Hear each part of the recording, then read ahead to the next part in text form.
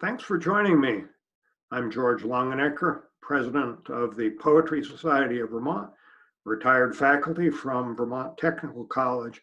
I'd like to thank the Kellogg Hubbard Library and particularly Michelle Singer for arranging these recordings. Though we can't be here in person, at least you can hear some of the reading that Geza Tetrale and I were going to do on the environment and nature. Today I'll be reading from my book, Star Root, which came out in 2018 from Main Street Rag. And I'll also be reading one of Geza's poems from his book, Extinction. Thanks again, and let's get started. Raw crude. A harder time is coming, Paul Celan. They hunch around a fire beneath the bridge, hazy faces lit in its glow, like a painting by Van Gogh.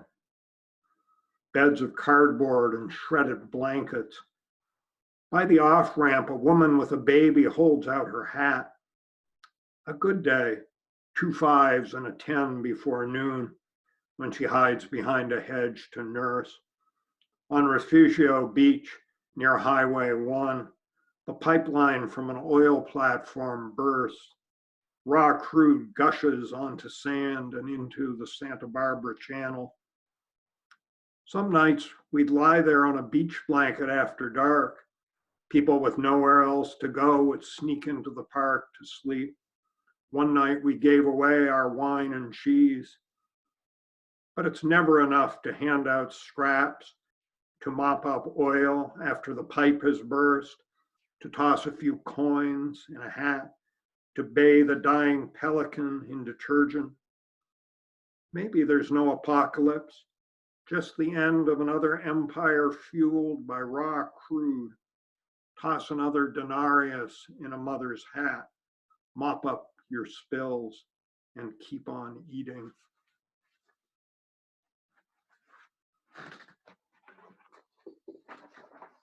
This is a new poem I just wrote. I suppose one of the mixed blessings of this pandemic is that we writers are coming up with new ideas, but I'd rather things were back to normal. The spread. Many living things spread from place to place, and nature doesn't differentiate between good and bad. In spring, starlings flock, chirp, and nest. People may not think them beautiful, but they're just doing what birds do. Though I'm more enchanted by the wood thrush, whose melodic call fills our woods in June, or by robins who sing from dawn to dusk and search the lawn for worms.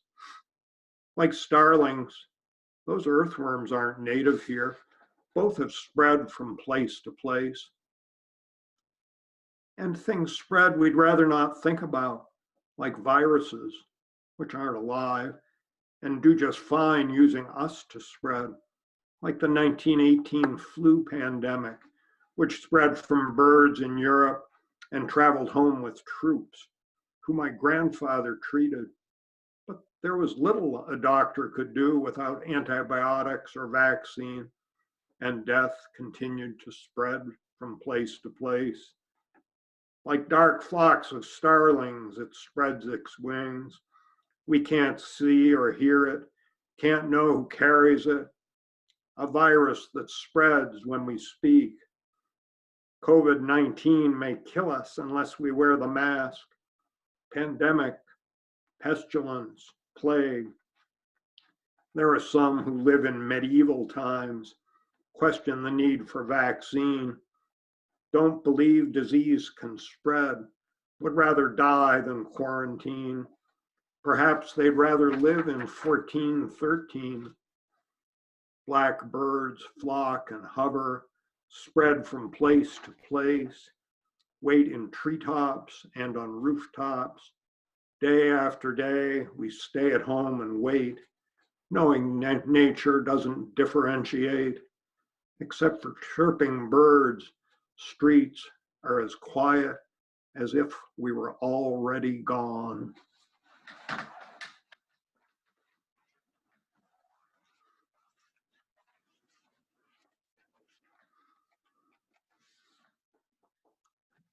Train whistles.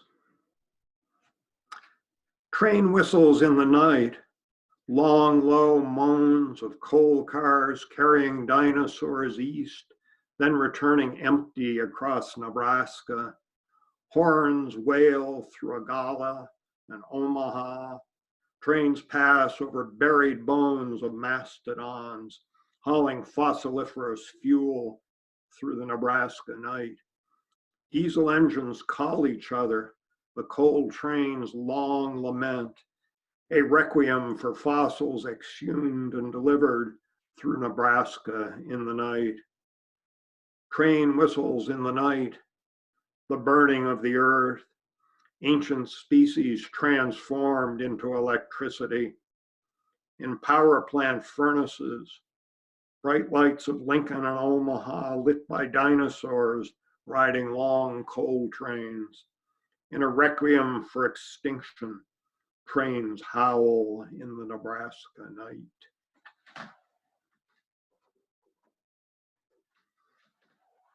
And this is one from Geza Tetrali's book, Extinction.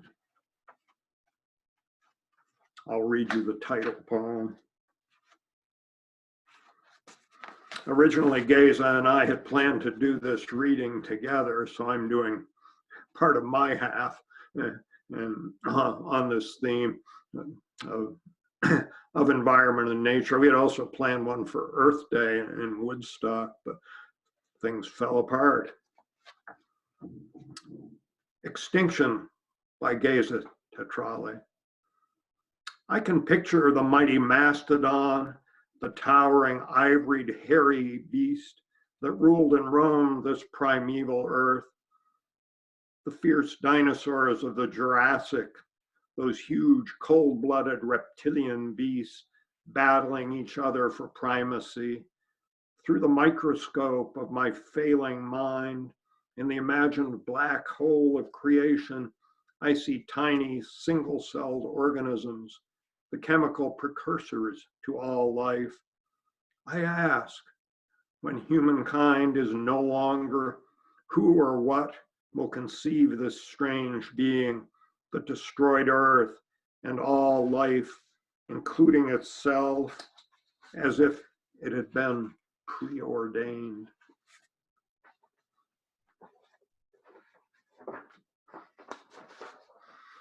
This is one of my newer ones.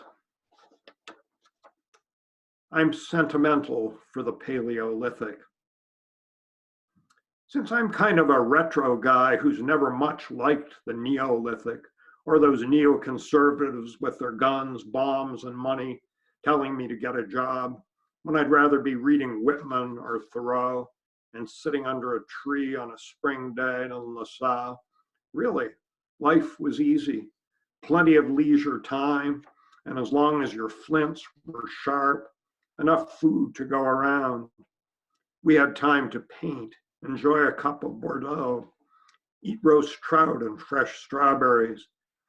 That Neolithic was too damn much work, growing grain 8 to 5 every day when we could be picking chanterelles and spearing goats in the woods. Oh, they make fun of us now, savages, cavemen. But we lived longer and stronger, we Paleolithic men and women. Yes, back then women had some power, and those cave paintings were damn good. We had time to draw flowers, to watch stars. We counted seasons by the night sky, knew when solstice was coming. Then we'd make love all night. Our world was empty then, yet so full of everything we needed. Wrap me in fur and take me back to the Paleolithic any day.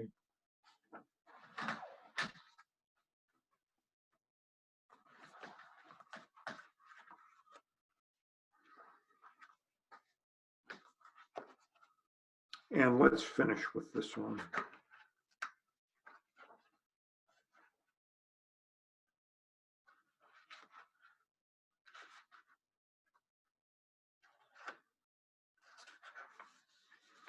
And thank you so much for joining me today. We can't be together in person, but this is almost as good.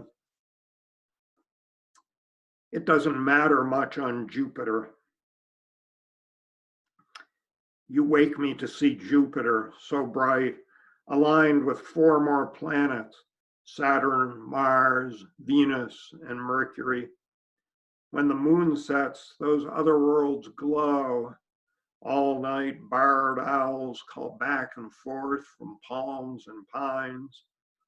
Breeze off the Everglades brushes our skin like moth wings, carries scent of mud from mangrove swamps. So far to Jupiter, and yet the planets tonight are as close as our bodies on this blanket where we lie 3 feet above sea level. Palm fronds tick in the wind. For a while, owls still call as clouds turn pink. It doesn't matter much on Jupiter that Earth's polar ice melts or Florida slips undersea. Planets and stars fall to the horizon. A storm blows on Jupiter, older than all of our history. Love, I hope we can survive for one more night. Thanks again for joining me.